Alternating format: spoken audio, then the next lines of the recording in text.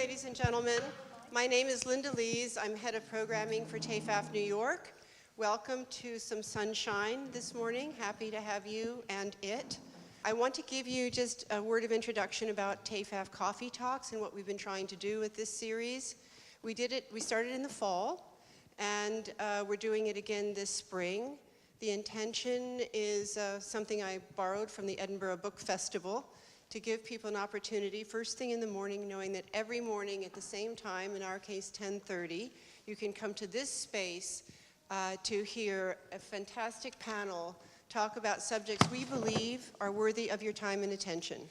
Some of which are current, some of which are just provocations. No, not just provocations, but that both inform and engage you and keep you thinking once you leave this room. I'm happy to introduce our moderator, Frances Beattie, who is president of Adler Beattie, and she will take it from there. Thank you for this. Oh, I was wondering where. Okay, good. Good morning. I'm going to first introduce our panel, and this is the only thing I'm going to read, so don't get worried. Emmanuel Dodona is a leading expert on surrealist, modern, and post-war art. He's the founder of the Dodona Galleries on Madison Avenue, and prior to forming his own gallery, he spent 17 years at Sotheby's as vice chairman of Impressionist and Modern Art. He holds master's degree in fine art from London's Courtauld Institute, and he's got a fabulous stand upstairs called the Surrealist Banquet, and he has been a champion of surrealism, hosting a number of very important shows with very good scholarly catalogs in his gallery. So he is really one of the most important dealers in America now in the area of surrealism. Francis Naumann is an independent scholar, curator, and gallery owner. If you're interested in Dada and surrealism, you don't know Francis, then you've been on the moon. He's the author of so many articles on New York Dada, Marcel Duchamp, Age of Mechanical Reproduction. He organized the magisterial show called Making Mischief, Dada Invades New York at the Whitney Museum in '97. His most recent book, Recurring Haunting Ghost Essays on the Art, Life, and Legacy of Marcel Duchamp, is a huge and fascinating tome. He operates a gallery in New York City, and as I say, he's one of the great specialists of our time in Dada and surrealism. David Lieber is a partner at David Zwirner, which has two galleries, I'm sure you're all aware, in Chelsea, and will be opening in Hong Kong and one in London. And most importantly, he's sharing a space with the new Beattie Adler on 69th Street. He began his career at Holly Solomon, pointing out a great connection between pop and surrealism. Let's put a pin in that. And he was at Speroni Westwater for 25 years, and he joined David Zwirner in 2014. He was instrumental in bringing the Joseph and Annie Albers Foundation to the gallery, and he works with currently the booth, Zwirner's booth, has wonderful works by Annie and Joseph Albers, and they are paired with Ruth Asawa, who I think we can give a nod to biomorphic sculpture and sources in surrealism. He's an expert in post-war European art, with a focus on Italy in the 50s, 60s, and 70s, as well as the Zero Group. He did a wonderful Morandi show at Zwirner, and I'm sure you know of his accomplishments. Charlie Stuckey is a brilliant scholar, which anybody who knows anything about art history from Impressionism to modern has read his work over the last 30 years. He's working on the revised catalog raisonné of Tanguy, and he works closely with McLean Gallery which he has done for 10 years. He was a curator at the National Gallery of Art, the Art Institute of Chicago, Minneapolis, and the Kimball, and he organized exhibitions on Manet, Toulouse-Lautrec, Berthe Morisot, Gauguin, Monet, and he's published on Rauschenberg, Pollock, Dali, Duchamp. He was awarded a knighthood in the Légion d'honneur, and I'm proud to call him, as well as the rest of the panelists, friends, and it's my privilege to have all of them here this morning. There's a wonderful essay by a curator from MoMA in the little booklet talking about the trend forecasters, talking about surrealism is the coming trend. Getty Images, all these various people. Of course, we know that. We don't have to look very far to forecast this or say this. Those of us that read the New York Times, I just really literally came across this surrealism on TV show, The Rise of Surreality on TV in the New York Times. And of course, everybody or everyone in my generation, and it seems that the younger generation also knows about Twin Peaks is coming back. It's around in the fashion industry, Paris refashioned, and we've seen a spate of really important surrealist shows in the last year or two. The wonderful Treachery of Images Magritte show that Stephanie Barron did, the Magritte show at the Pompidou, and Duchamp shows. And when you walk into the art fair here, we are greeted by a fabulous booth of Miros on our left. And opposite them, as I say, is the Zwirner with the Ruth Asawa biomorphic like sculptures in them. So I think it's all around us. I walked through the fair and I counted, I think, 25 booths that had things that I thought were surreal or surrealistic.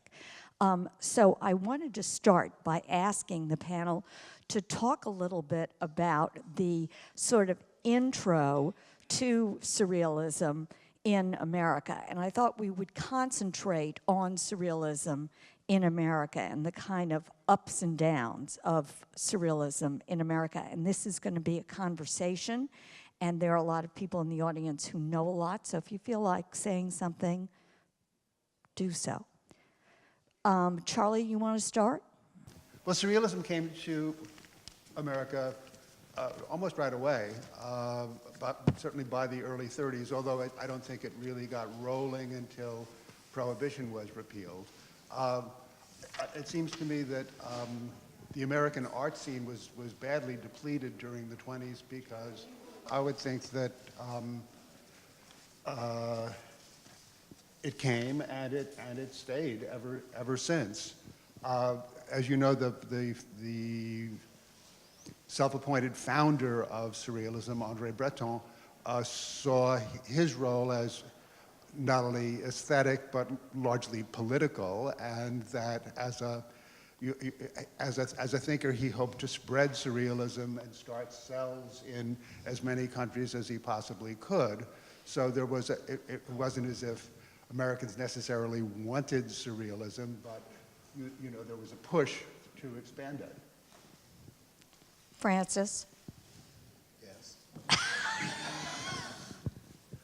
Well, you made the point earlier, before this began, that there was a real break between abstract art and surrealism. And that came to a head in America in the mid-1930s when Alfred Barr was organizing the surrealism and the show called Surrealism and Fantastic Art, Dada, and Surrealism was in 1936.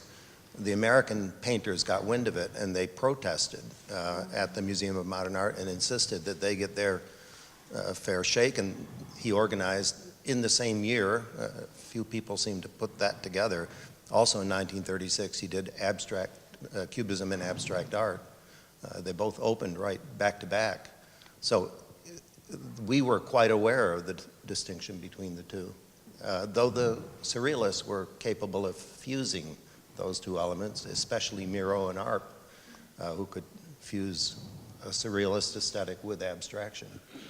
But in America, they were thought of differently, because when you see and understand something from a distance, you only seem to understand the tip of the iceberg. You don't get very deep in it, and we didn't. And we maintained that separation more than the surrealists themselves did, I think. I was just going to say that the show that Francis mentioned at MoMA in 36 was actually the fantastic art was really historical. It was from Bosch through the ages, and it was really trying to find the precursors of surrealism. So already they were trying to make links to the past, and it was, I mean, must have been quite bizarre to see 15th century through 20th century, what we call old master paintings at MoMA in relation to Dada and surrealism. So that was already very early looking back in trying to contextualize. They put in not only precursors, but they also displayed children's art on the wall, which caused some lenders to withdraw their work from the show, like Catherine Dreyer. They didn't want them, that was going too far. But with every movement, any art movement that has a name, something existed before it because it needed to. Like even for Cubism, you needed to have the Cubist pictures to come up with the word. So something always came before. But with surrealism, it's true. You can't trace Cubism farther back than early Braque and Picasso. But if you take, depends on how you want to define the word surrealism. You can go back to cave art if you want. And that's part of the problem, as I see it. The word surrealism is not properly defined in the minds of the people who use it. It's more abused than used. I hear it nearly every single night on the evening news. Anything that goes beyond reality is called surreal. So, but like you said, maybe that's good, but who cares really? I mean. Well, it seems like there are three, I mean, there's the misnomer of surrealism, surrealistic, which can mean phantasmagoric, imagistic, bizarre, things that are surreal. And then there's the literary visual movement, surrealism. I mean, I think what we're sort of talking about is how both not both, all the fashion industry, the television ads, the film industry, as well as art, has been really infused with surrealism in so many ways over the past 40, 50 years, and that now it's a time when we particularly see that which is surreal or surrealistic, and we see it both artistically in sort of abstract ways and also in imagistic ways. I mean, correct me if I'm wrong, but I think that actually really began in the 40s through the kind of use of Dali's imagery in advertising, fashion, and Dali's influence on Walt Disney, who was, you know, an important carrier of popular imagery and surrealistic imagery. I think there's a certain overexposure of surrealism in the media in terms of when you think of the CBS logo of the eye, you know, that was in the 50s. I mean, I think Dali and Magritte are the two artists that kind of impose their mark on the media and what the public perceives as being surreal or surrealistic. And I think it's a movement that's so much richer than just the dichotomy between elements or those juxtapositions of things that shouldn't go together, or it's a movement full of poetry and philosophy, and I think you don't always realize that through the media. I mean, the media, I think, exploits certain traits of surrealism, and which I don't think is representative of the whole movement. Well, I think one of the most interesting connections, which we've heard a lot about in the last few years, is the one between surrealism and pop art, and Jasper Johns, Rauschenberg, that kind of thing. Well, I mean, we were talking earlier about important shows over the years from the Alfred Barr, the Chick Austin, the Art of Assemblage at MoMA 1962, but then the show at Sidney Janis, the New Realism, really showed the relationship between Nouveau Realism in Europe and pop art in America, new imagery, but behind all of that, you had the influence of surrealism. So it was, in fact, that show, and the first show of surrealism that Chick Austin did, I think it was called the New Superrealism, before it was even called surrealism. So that pop art, and there's so many artists who, like Rosenquist, who's using disparate imagery, which is coming out of popular advertising, billboards, which is also in itself coming out of surrealism. But I think that show at Janus in '62 was kind of a reappraisal of surrealism through pop art. I think one of the things that's interesting is in America, surrealism is it has been vilified periodically, and I think when we were at graduate school, when I was at graduate school, I remember being completely sort of crushed by the sort of dislike, literally, of surrealism by a lot of academics. Clement Greenberg, launched a sort of campaign against it, and in the 70s, it was considered something that was sort of associated with, Dali being at Studio 54 and kind of degenerate. Yeah, I think that it's true that there was a real sort of America First effort starting in the World War II years, when so many of the European artists had to flee here to save themselves. There was a tendency to argue on behalf of what American painters were doing in an unprecedented way, and to distinguish it from the Europeans, and to start afresh, even though the situation was totally fluid, and there was an enormous amount of give and take and cooperation. But as you know, there's the critical literature, even as it happens, is always at some kind of distance from what's happening. So yeah, when I went to school, I don't think nobody would mention Salvador Dali. I mean, he became a favorite of mine simply because I knew I could irritate anybody by saying Salvatore Dali for most of my life. And it's really rather astonishing to think of historically that we did this to ourselves, because there's several generations of Americans who didn't get to enjoy surrealism fully enough, I don't think. And especially poor Dali. I mean, he was so, and has been so denigrated. I was thrilled at this particular fair finally to see a couple of works by Dali included in booths. But usually, if you can go to some enormous fair and not see a Dali, and yet, he has to be one of a handful of the most important artists of the century, and yet he's been blackballed. And furthermore, if you wanted to play a game of precedent, who was the first one to do this and that, pretty much our entire artistic culture, starting with Warhol, is a wholesale reinvestment in Dali's ideas and performance, and and not being compelled for some sense of ethics to avoid, dabbling in advertising or on television. I mean, he opened the doors, everybody went through them, and then they shut him and left him out. David, go on. Hence the friendship between Warhol and Dali. Yeah, I think actually I don't remember, I'm sad to say, the booth, but the Warhol painting that belonged to Dali is at this fair. Oh, Yeah. really? Yeah. And I was just going to add that it's a little unfair to the fair to say that Dali isn't in here. Give me a great Dali. I'd love to put it in my booth and sell it. They're too hard to get. They're too expensive. You can criticize museums for not having them on the wall, but not this place.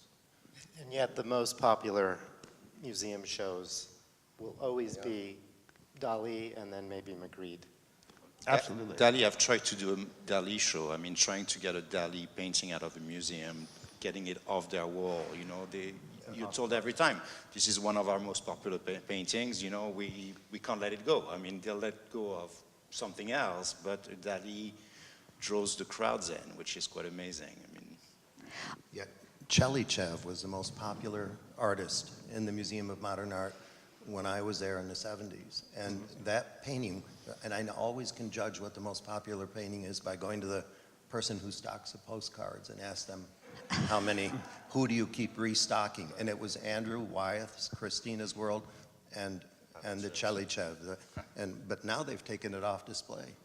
So When I was teaching at Columbia, I used to assign students to go to the Museum of Modern Art. And finally, I got so tired of papers on Christina's World that I said, you can do any picture except the Chelychev and Christina's World. I think we should talk a little bit about what David mentioned, which was Disney, the sort of connection between Disney and surrealism, and where you see that now in our current cultural kind of landscape. And artists like Lynn Folks. And folks, well, I mean, in a way, Jeff Koons was sort of the Dali Disney of his time in the 40s. Francis mentions Lynn Fowlkes. We have a show at the gallery that just opened of a older mid-80s painter who's sort of a both insider and outsider named Lynn Fowlkes, who deals with, he was in Helter Skelter. He's been kind of rediscovered every 10 years and still painting, and we have a historical exhibition of work that is, you know, very political imagery, but a lot of references to Disney. His first wife was married, his first wife's father was Disney's main animator. And he was attracted to Disney imagery. Of course, Disneyland was being built in the late 50s in Los Angeles. And once he understood, though, the manipulative powers of Disney through the Disney Club and how they try to indoctrinate kids and spread this message in a slightly sinister way, he began a body of work that just virulently attacks Disney, skewers him literally in these paintings. Disney's an ongoing character in his work. He's an artist, you know, there are paintings in the show that make clear references to Dali and also especially Magritte. I wouldn't call him a surrealistic painter, but he talks about how, and I think this is true for a lot of artists, particularly artists who don't grow up in, say, New York City or in big metropolitan areas with museums, their first initiation to art is through surrealism.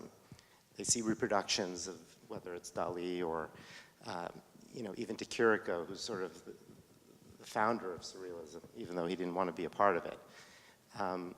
And it was through this exposure to Dali that Lynn Fowlkes kind of became an artist. And, you know, many artists passed through that, and in his case, he kind of kept going back to it. So, interesting figure. Jeff Koons says the same thing, that his parents got him a book about Dali, and that was, you know, his first memory.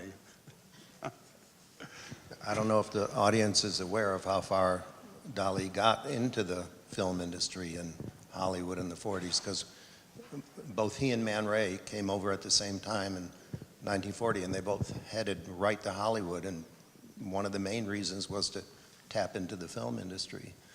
Man Ray got not that far because it actually doesn't work for an artist who's open-minded and wants to paint whatever he wants, and then the film industry, of course, demands that you collaborate and you get along with other people, which didn't work.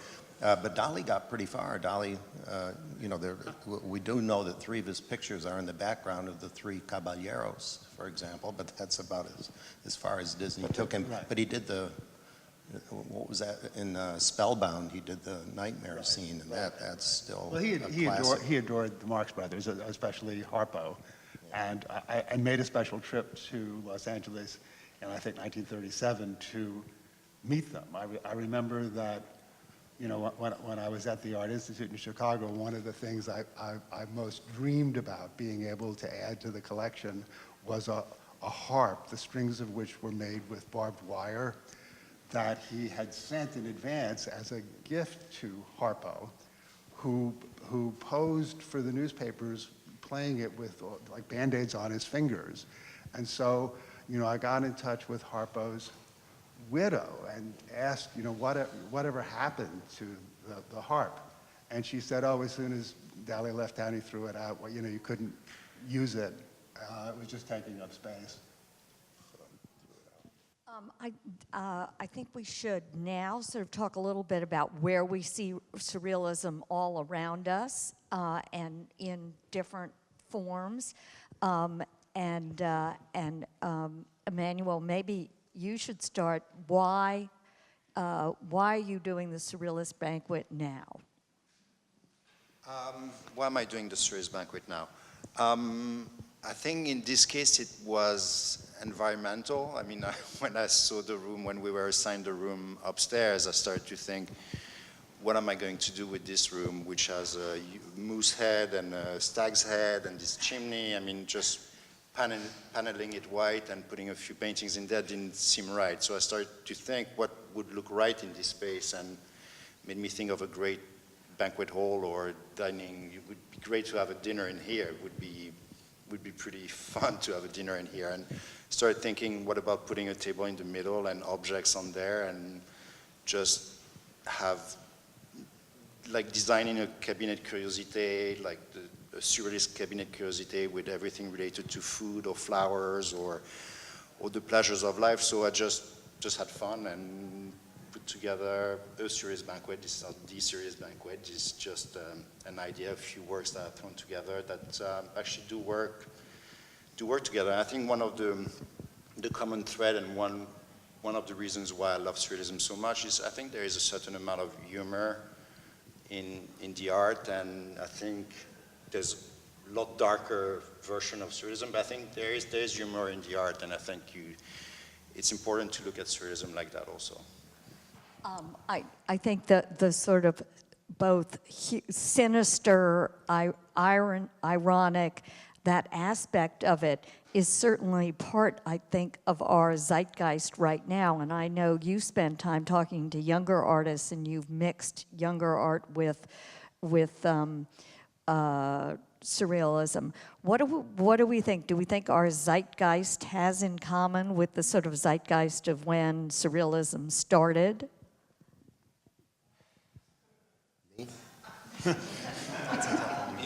Oh, all right. Well, I think it's a natural thing for artists to think in these terms, because the real world is not acceptable.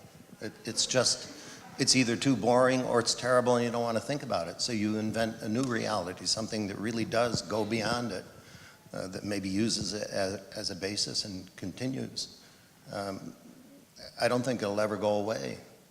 And it's also, I mentioned this to you the other day, I became very aware of it in the 1980s with MTV, because there were music videos where the people just stood in the front and said, but then they got quickly boring and they needed to add something to it. And then all of a sudden you saw surrealism just burst onto the scene, coming out of seemingly nowhere, but it became more interesting. They had to kick it up a level just to keep people looking.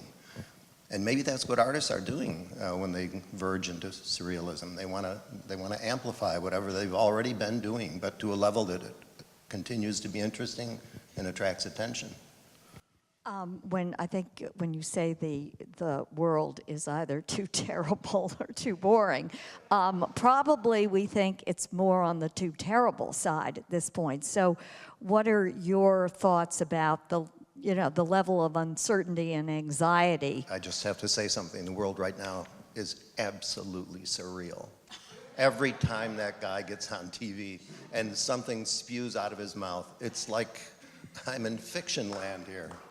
I can't help it. I would say, from the movie Caddyshack with Rodney Dangerfield playing Donald Trump, and then you have House of Cards, And then you have the Trump presidency. That's not surrealism, but it's surreal. There is a parallel, of course, the way there is between prohibition and activity in the American art world, with the rise globally of fascism in the 30s and the flowering of surrealism. So I suppose if one thinks that history repeats itself, we shouldn't be surprised that the same parallels are there now. But I thought that Emmanuel really, hit the nail on the head by stressing humor, and because it seems to me that was one of the stumbling blocks for an American audience. I think that when attention started to being paid to the surrealists by museums in this country, there was a sense that, wait a second, art is not funny. It's a serious enterprise, and that taboo is something that we're still trying to shake off. I mean, it's part of our that kind of earnestness, I think, is part of our national problem. Yeah, sort of Protestant ethic. Humor and extreme imagination. Nation And is also not really working in a series. Every picture is different.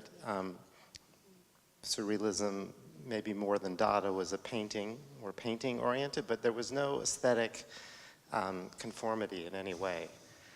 It seems to me there's a huge resurgence of the sort of art of assemblage, the sort of juxtaposing. I just went to the Whitney Biennial, so I just wondered what you thought about that. And all those mannequins. Yeah. Everywhere. Right. Yeah. I think the best assemblage is which you find in surrealism is the painting and the title. I mean, adding the dimension of language to painting, I think, is quite important. And when Magritte would find those titles, or Man Ray would play with language, with the difference between the French and being American, having lived in France, playing with the words that he would find funny or strange or confusing. And I think the dimension of language, I think, is the best juxtaposition and adds a dimension to the art, which I think may add a difficulty to understanding it. I think it's another stumbling block for Americans. I mean, that there is, because the language is very often French. Yeah. Francis, you mentioned like the influence on today's generation. Despite the humor, it was a kind of political movement in all of its seriousness to change the world, especially the literary component, surrealism. Whether the younger generation or post-millennials want to change the world, we don't know that. But one connection I see is just, if you look at the layering of imagery, collage, we talked about assemblage, and in digital culture, at least my kids, teenagers, the incredible visual sophistication of overlapping imagery and superimposing imagery, and you talk about the MTV, which began in the early 80s, but it's just moving so much faster now digitally, and I don't know if that's coming out of surrealism, but collage was such an important component of that period. Seamless collage. Absolutely. I mean, it's I suppose fundamentally the most important word in 20th century art. The other one would be automatism. I mean, collage was something basically a cubist heritage, let's say, but automatism, which is a surrealist heritage. And I don't think in my lifetime I've ever seen either an exhibition or even an essay devoted to automatism as a whole, despite how pervasive it is. Right. I mean, there are sort of older exhibitions, but not newer ones. I was thinking of automatism and robots, and the artist who did the robots.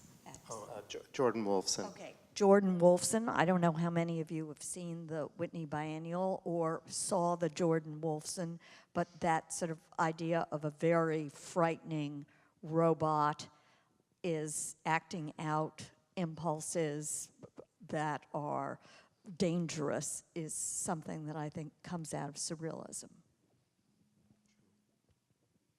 Have you seen that, the Jordan Wolfson? Oh, yes. Oh, yeah. Mannequins. What? Mannequins. Mannequins, I mean, right. I think, the emphasis on objects in surrealism had such broad appeal to a public that wanted to be able to understand modern art that, and it's never gone away. I think in the years to come, I think we see more and more like the not only virtual reality but enhanced reality, where you can, the most popular website or apps are the ones that can add filters to what you look like or what you're looking at. And I think one day we'll walk down the streets and be able to see you can already do that. I mean, superimpose on an object explanations about that object, or so the whole, I think this different reality is so close to surrealism. I think there's this need to look for something else, or look for a richer experience of life. I mean, and I think surrealism, I think in a way can provide that. I mean, or has sown the seeds for that. If there is a future for surrealism, it might be just that, because as the phones get smaller and smaller, they're predicting they'll fit in your brain somewhere. And since I'm already using it as my memory aid, it'll be coming maybe just in time. Shouldn't the audience now? Yeah, I was just going to say, I know, David, you're working on a show of surrealism, including a lot of contemporary artists. A few. Yes, but we're working on this show very early stages with Nicholas Hall, an old master specialist, and very much looking at that MoMA show that I mentioned that Alfred Barr did. Fantastic art, Dada, surrealism, so I'm going to be calling you and you momentarily. But it will look, I mean, it will be probably, 50% historical pictures. And when you look at that catalog, the selection of old master works was actually pretty mediocre. We're hoping to do a lot better. Passing through Dada and surrealism, and then we'll engage a few contemporary artists to maybe look at, it's such a big topic. We might engage 5 or 6 contemporary painters to maybe look at a particular Bosch painting and make a work in relation to that. Otherwise, the show would be over a 5-year period if we tried to be historically accurate. And that'll be next year sometime. All right, well, now it's your turn. We want to know what you know, or what you want to know, what you want to add, or questions about what you think the current sort of just recurrence of surrealism in all the media that we see around us.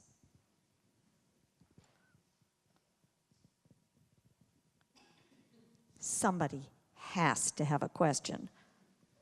There, thank heavens. John. When you're just talking about Bosch and surrealism, I see the obvious similarities, but in my total naivete, I had thought that surrealism had a mindset and a program that Bosch may seem to fit into, but since he obviously didn't have that mindset, is it really valid to make these connections between Bosch in the past and 20th century surrealism? I think so. I mean, it seems to me that they themselves did. They published magazines that would have spreads called, my favorite poets and painters of the past, that would include.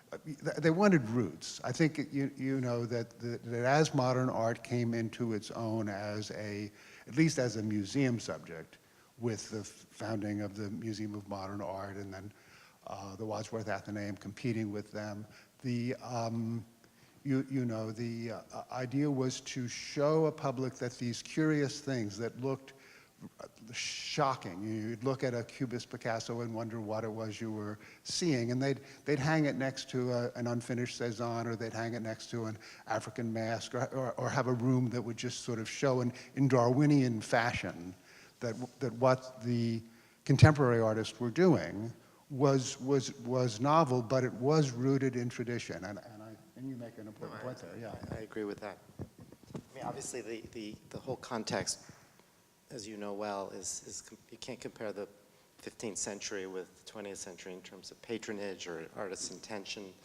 but I think there's always this kind of desire to find antecedents and roots for things, and look at the Picasso and primitivism show. Very easy to attack that, but you know, it was in the air. The artists were collecting that material, they were talking about it, and as you say, they had reproductions of these black and white reproductions, and you know, this all works in European museums. So there's enough there to, I think, make that point. Also, you can't really say that you know what Bosch's mindset was. So you can't say he didn't have a mindset, because he's such a fabulous fantasist that you have to leave it open that there may be valid connections between Bosch and some of the fantastic art of the 20th century.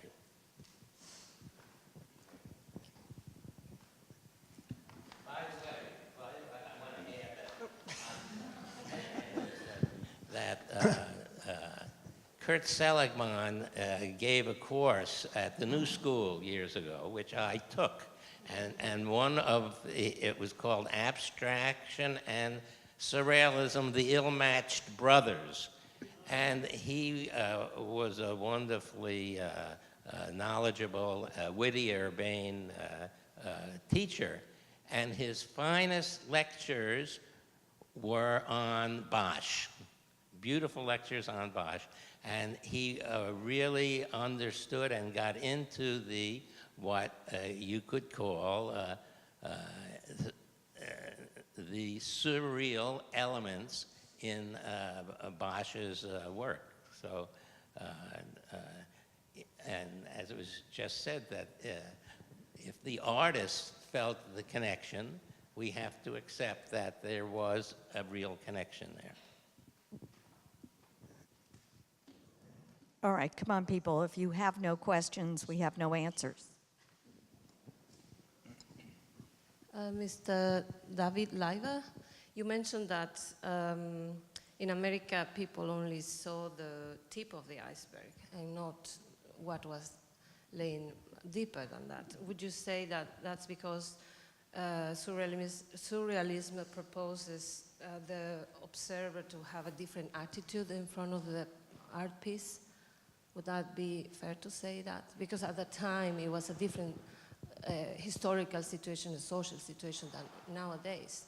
And nowadays we are facing surrealism, like they mentioned in the media, constantly, and we are forced to have a new attitude constantly in front of the art pieces or the media. What I meant by that is that in America, American artists would get, as the tip of the iceberg, just the visuals. Since they are, after all, visual beings, they might not have known that, you know, that Breton was saying that Freud and the unconscious were where this imagery was supposed to be coming from. So they approached it in a very different way. And that's the reason for the kind of disconnect between American surrealist painters and European painters. Though, of course, that sort of changed when the surrealists physically came here and they became part of the community of artists in New York in the 40s. But more or less, the Americans saw only those little few examples, and on the basis of those, invented their own style, a kind of visual style. And sometimes, I mean, some went deeper, of course. It's hard to generalize and say that as a blanket statement about all of them. But the same thing happened with Cubism. They sort of got it wrong. They didn't really know what was going on. They were just getting those little visual cues and inventing their own form of Cubism, which superficially looked like it, but was nothing like as it was being produced even in Europe. But that's even true in Europe. I mean, the people looking at Picasso and Braque weren't doing real cubism either. Not at least the ones that the pioneers were doing. So there's always that kind of disconnect, but one that seems to increase with the 3,000 miles distance between America and Europe, and particularly then. That may change now. That may not be a factor today because news is absolutely instantaneous and you get everything that somebody's thinking virtually. It doesn't matter where they live. So I'm not sure that can still occur now, or at least you can't blame it on that if we don't understand what's going on. Next. One more question. I have a question. When did you do you consider yourself hooked on surrealism, and when did you get hooked on surrealism and why? And are you still? Charlie? Down the panel. Down the panel.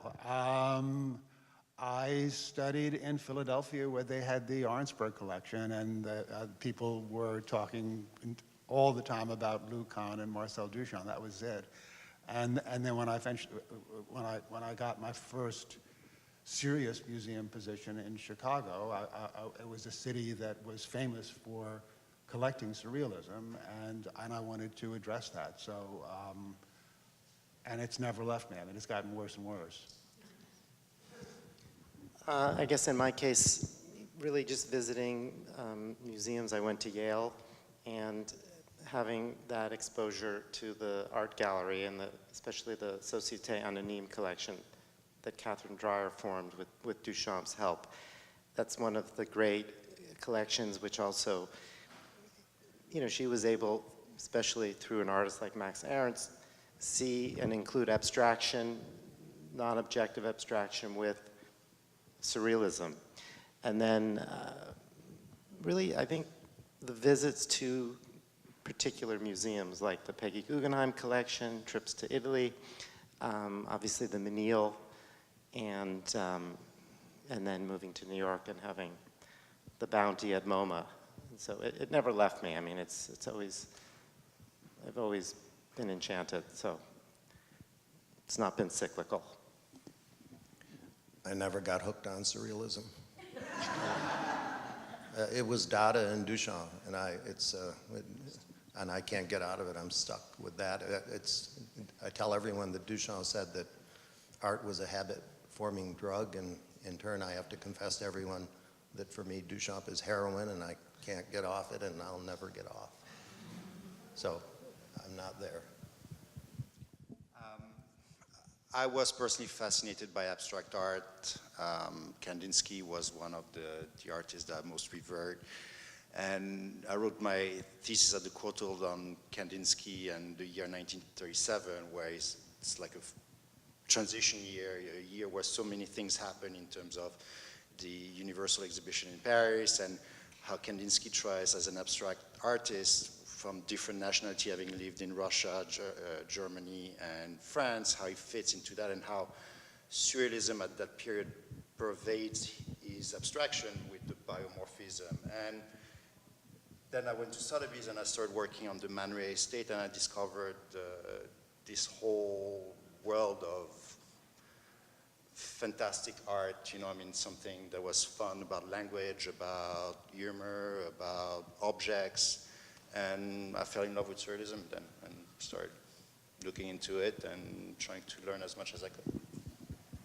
Great. Well, thank you all very much, and I hope you have a great time visiting the fair, and thanks for coming. Thank you, Francis.